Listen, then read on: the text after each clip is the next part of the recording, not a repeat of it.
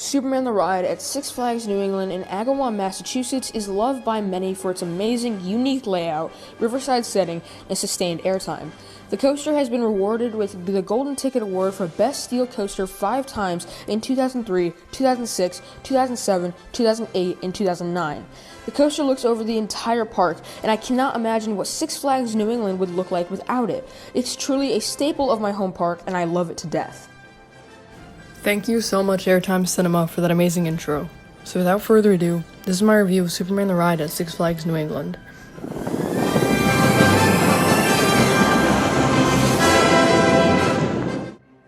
Height is the first category, and Superman stands at 208 feet tall. It stands 17 feet taller than Goliath, the park's next tallest coaster, and 88 feet taller than the third tallest coaster in the park, Joker. Because of the good height of the coaster, the view from the top is just awesome. Sitting on the left side of the train is really cool since there's no catwalk on that side, and the water in the river is right next to the coaster. You feel like you could just fall out into the water from over 200 feet in the air. It's kind of scary, but it's really cool. If you sit on the right side of the train, you get to see the entirety of the park. The only thing in the park taller than Superman is the Sky Screamer, which is all the way on the other side of the park. Superman gets a 10 out of 10 for its height. It is the tallest coaster in the park, and the view from the top is just amazing. Superman has amazing pacing. When running well, the ride hauls through the entire layout. This allows every hill on the ride to have airtime, even the ones at the end of the ride. This is a great quality that many coasters don't have. Imagine if Wicked Cyclone kept its speed through the entire layout. Crazy to think, right? Anyways, Superman's pacing is pretty unmatched. The ride flies into the brake run, and it's super impressive that a ride going 77 miles per hour can keep so much of that speed after traveling over 5,000 feet of track. Superman deserves a 10 out of 10 for its pacing. The ride doesn't let up, and even at the end, you feel like you're flying just as fast as you were in the beginning. Superman is one forceful ride. The coaster has many tight turns and positive G moments. The ride also has airtime, but more on that later. The intense moments on Superman would include the overbank, which is similar to the first one on Millennium Force, and all of the turns in the Spaghetti Bowl section, specifically the first and the last ones. All of these moments are good with intensity, but they will definitely staple you. How about the airtime, though? The first half of Superman is all airtime. The first hill has a bit of floater, but not anything too strong. The next airtime moment is one of my favorites on the ride.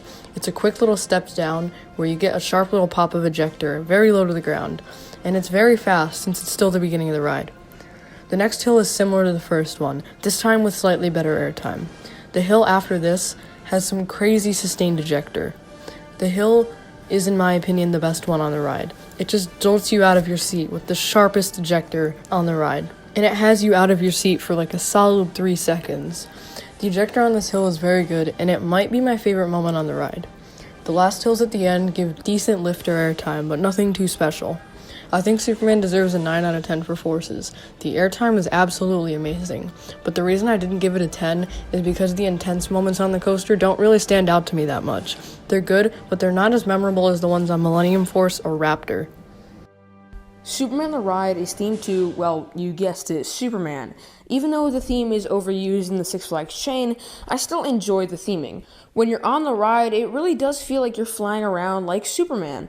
The queue has some cardboard cutouts of Superman and the other DC villains, and the station has all of Superman's Golden Ticket Awards on display. As you begin the climb up the 208-foot-tall lift hill, the Superman song plays and the world seems silent. All you can hear is the sound of the anti-rollbacks and the Superman theme. The ride itself doesn't have much theming though, even though you do have these little tunnels at the beginning and end of the ride that may or may not have mist in them. Also, you have these really cool Superman symbols that you fly through, and, well, they may or may not have missed either. You also have these building props placed after the overbank, kind of similar to the ones you can find on Bizarro at Six Flags Great Adventure. Overall, Superman gets a 7 out of 10 for its theming. The theming on the ride is just okay, and even though the Superman theme is overused across the Six Flags chain, this coaster really does fit the theme. The one category that Superman really falls back on is its trains and restraints. Back when the ride was known as Superman Ride of Steel, it had an accident where a man fell out of the train on the last turn into the station. This caused a law to be passed that said the Intamin T-bars, which were the original restraints on the coaster, were then outlawed in the state of Massachusetts. Personally, I really hate the new restraints on Superman with a passion. The massive heavy brick comes right down on your thighs, and if you're stapled in the station, then you're done for. Any positive G's on the ride will staple you if you haven't been stapled by a ride attendant already. But if you can look past this, the ride is still enjoyable. After all, it is in my top 10.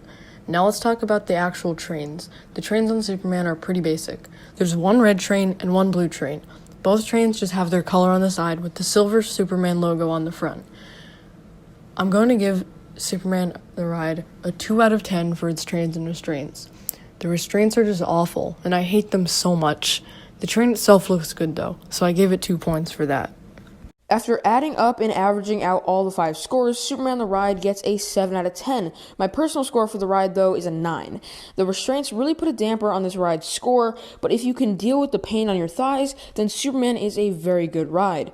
It is the tallest coaster in the park, it has amazing airtime, intensity, and a beautiful riverside setting, and one of the best layouts on any coaster. There is no doubt in my mind that Superman the Ride deserved every Golden Ticket Award that it won.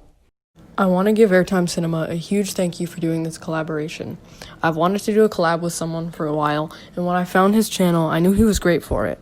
He has some great content on his channel, and I'll leave a link to his Instagram and YouTube in the description below. Anyways, this is CT Coasters, signing off. And this is Airtime Cinema, signing off.